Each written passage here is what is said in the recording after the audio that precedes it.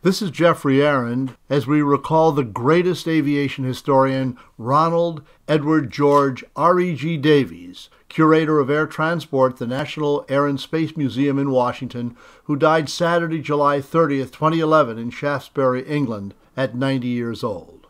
Ron's legacy to aviation is captured in 25 books and other social efforts and are as pioneering and important in scope as many of the subjects he wrote about, including Lindbergh, Earhart, the Berlin airlift, and almost every major airline in the world, past and present. Although we were friends and colleagues and even tackled a few projects together during our 3 decades, the last talking session we had was inside Ron's apartment in McLean, Virginia, in 2010.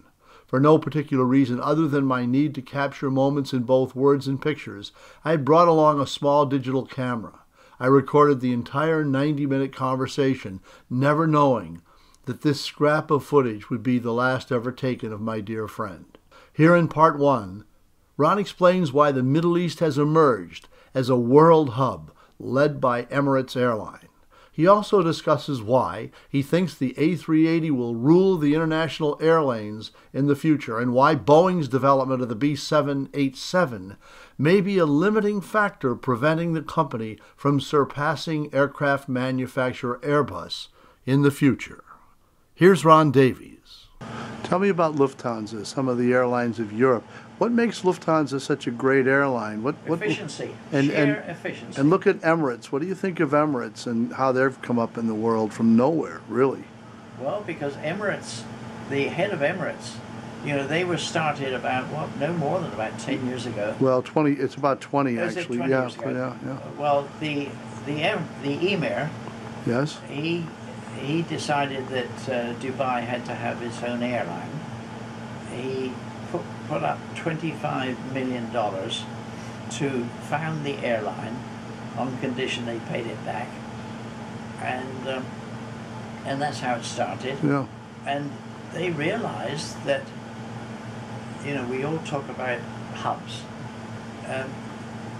Any place in the Gulf, in the Persian or Iranian Gulf, is in an ideal geographical position to be the hub of the whole of Eurasia, or almost the hub of the world. If you have a base in any of those places, in the Gulf or in the Middle East, you can fly anybody from anywhere in the world to anywhere else in the world with only one stop. That would be the hub of the world. Yeah. Now, if you think about it, nobody wants a hub in Israel or Palestine or Syria or Iraq or Iran. Most of the, if you don't live in the Middle East, you wouldn't. Saudi Arabia, you can't get an alcoholic drink on the airplane. So if you're a rather liberally minded outfit in the Gulf, you are ideally situated, and the people in Dubai realized it, and they've turned Emirates. It's the hub of the world, and they're being followed by Etihad in Abu Dhabi and Qatar Airways. My daughter has flown on Qatar Airways to Dubai, and she said, all those airlines are absolutely marvelous. They offer superb, even better service than the famous Eastern Asia airlines like Thai International and so on. Singapore and Japan Airways, and Emirates now have realized their traffic. They are now measured in passenger miles carried per year. They are the 6th largest airline in the world. Yeah. They're almost as big as British Airways now. Yeah. And I guess they've got, 4 dozen of those A380s, which reminds me so much of what Pan Am did with the 747. They are already operating a dozen of them. Yeah. And they're getting high load factors too. They're putting, they put 500 seats in each one, and they're getting high load factors. Their total order book is 90. Jeez. And there are the A3, I've always promoted the A380 as a result of my market research background. At Douglas, yeah. Promoted that, no, before that. Yeah. And Juan Tripp, you see, going back to Juan Tripp, he always believed with the steady growth of air transport, it's no good looking at the future 5 years ahead. You've got to look at it at least 10, 15, because the half-life of a modern airplane is 20 years.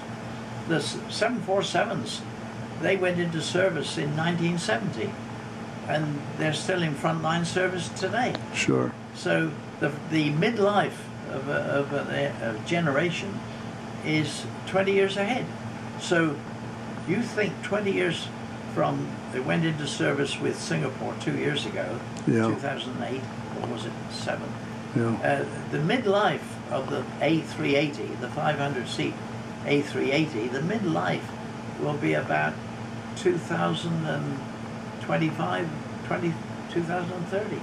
And by that time, world airline traffic is growing at about roughly 5% per year. And you'll have to have big airplanes.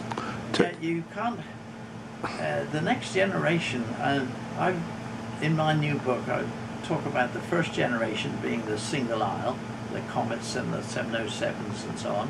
Second generation is your wide body, your twin aisle airplanes, the 747, DC-10s, etc. Third generation is the 380, which is double deck. See, each deck of the A380 is the equivalent of a Boeing 777. And although Boeing keep on about frequency, it's going to be the big airplane that will take all the big traffic. And there's no room for a fourth generation. I can't see a fourth generation of technology in the air, because the airports, there won't be the airports to take it. There's only a few airports at the moment that can handle the 380, just as when the Boeing 707 entered service, there were only 12 airports in the whole world that could take a 380 landing and takeoff with full payload. Ron, where does this leave the B787? Because I have never supported that project as a market researcher. Haven't they sold 1,000 of them though? They're going to be out there. Orders for 800. Yeah. But I keep reminding people who keep telling me this about the orders, like you. Yeah. They had orders for 800, almost 900 airplanes 3 years ago. Yes. All they've had since is cancellation of a bunch of them, and not a single new order. Now, the Airbus people are just sitting back. They're going to introduce the A350. AWB. Yeah. You have to compliment Boeing for the superb technology of building a whole airplane with composite materials, but people forget that it's not just one single. It's about at least half a dozen different composite materials for different parts of the airplane. And God help anybody who's any airline that happens to be flying one of those airplanes and has to make a forced landing for any reason somewhere in the world, because you cannot repair composite material. You cannot do an on-the-spot repair that as you can with metal. And not only that, but it has to get a full certification. My objection to that airplane is not Boeing will fix it. There's nobody else in the world other than Airbus could fix it, but Boeing will fix all their problems, but they won't be able to fix the size of the airplane. The average size of these versions of the 787 is only going to be about 250.